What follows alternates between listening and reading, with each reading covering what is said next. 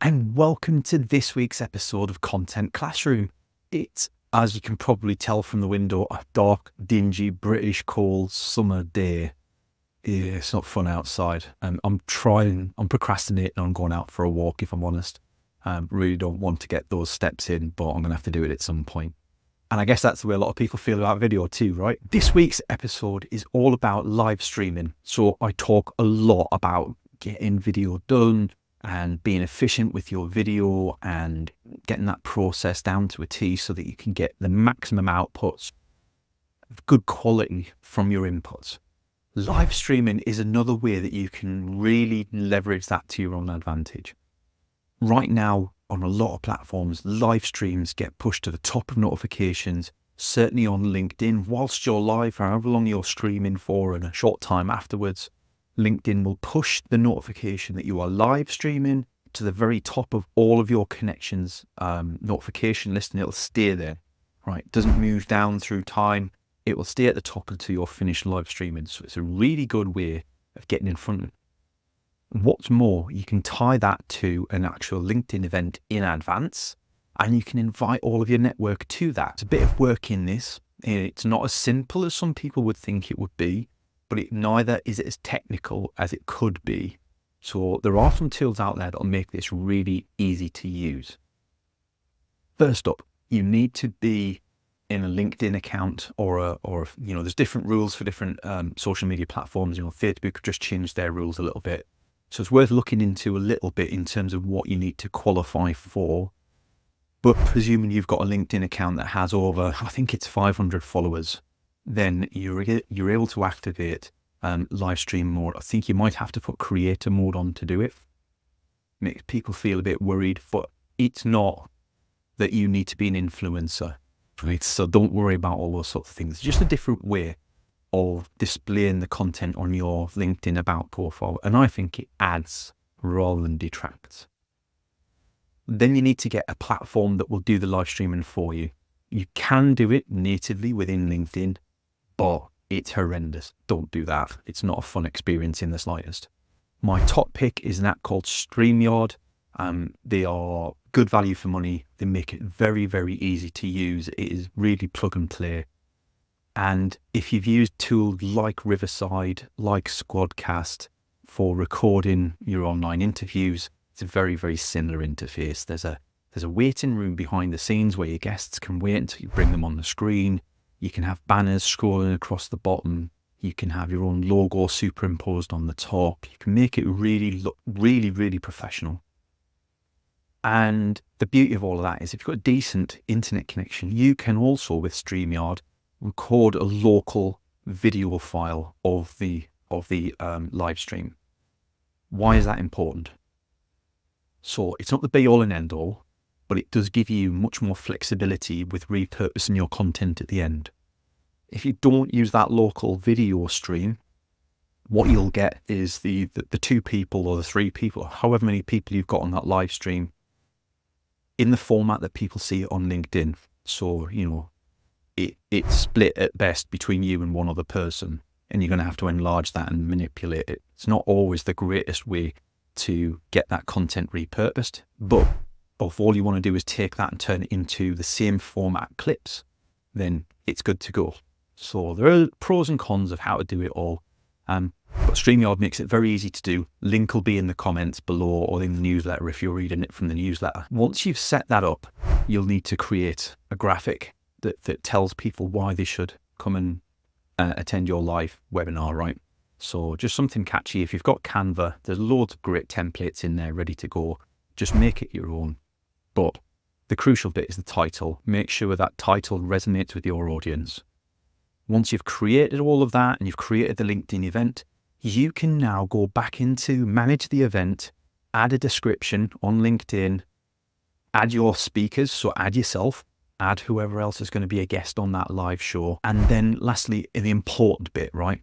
So especially if there's more than one person, you need to all be on the same page, because the best bit about a live stream is you get to cross-pollinate both your audiences. It's a bit like being on a podcast, right? You should be working together to promote the show. I always make sure that I send an email out to my guests telling them exactly how they can promote the show, giving them a promotion graphic that they can use to create a post with, even suggesting a social media post on their behalf to make it super easy for them.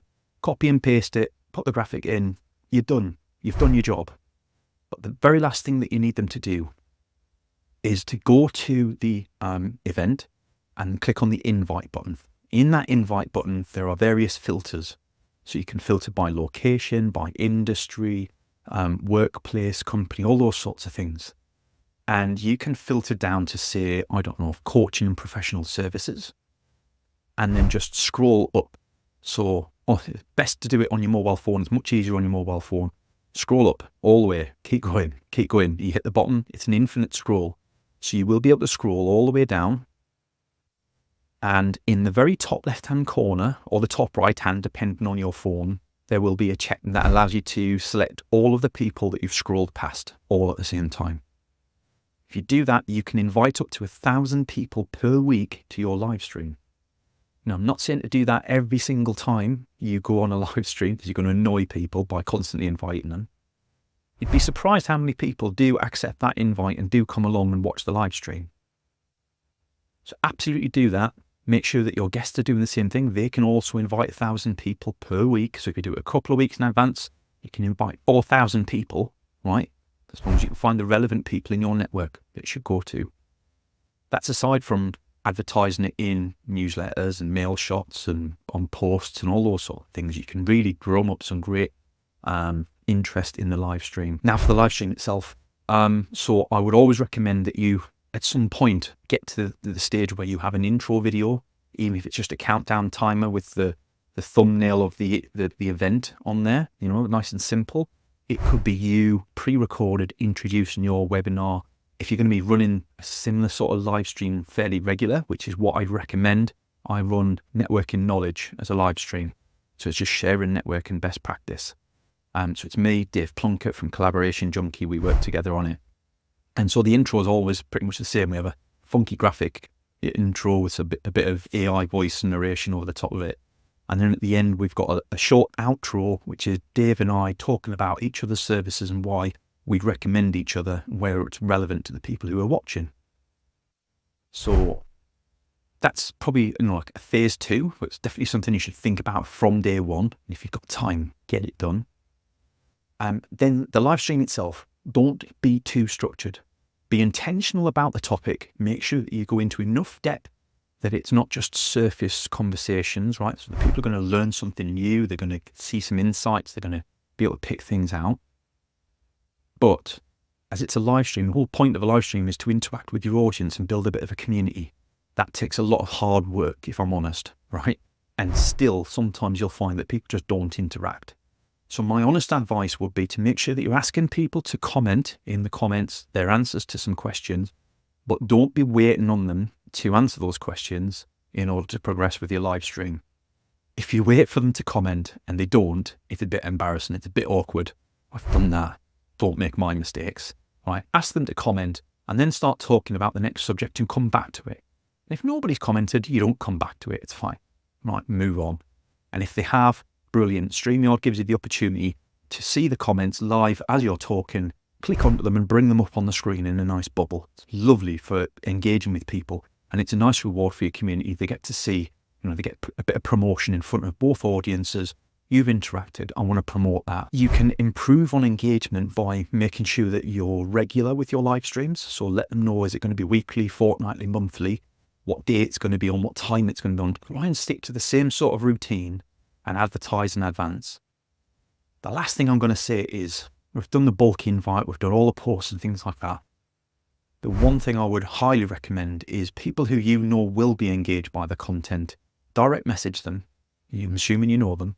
Direct message them, tell them about it and ask if they would come along one-to-one, because that is where you'll get the most powerful connection to get somebody to come along to the episode, to the live stream and to watch. That's great, because it means you'll have some champions in the audience ready to engage and ask questions. So generally try and get half a dozen people there that you know will interact, and even tee them up with some questions you'd like them to ask. You know, make it easy for them again, make it easy. The beauty of a live stream though is once you've done that live stream, the video stays live forever. You don't need to then repost it on LinkedIn. It is there forever. You can send people to it after the event's ended. You can do another post, a couple of follow-up posts. Hey, you might have missed it, but here it is. If you want to find out what we thought about X, Y, and Z, and then summarize some of the things they might learn in your post, because that's the important thing. Why am I going to watch it? It's not enough that you're in it. It's not enough that it's got a funky title. I want to know what I'm going to take away from doing that, and is that something I need to know? So it just helps make it relevant, give it context for people, and makes it catchy. That is a lot of detail, and I might go into a little bit more detail on segments of that over the coming weeks. But what that gives you a good overview as to why you should be live streaming and what you can do to make it effective and how that helps you in the back end. I will see you on Content Classroom next week. Hopefully, weather's a bit nicer, and I might have even been out for a walk.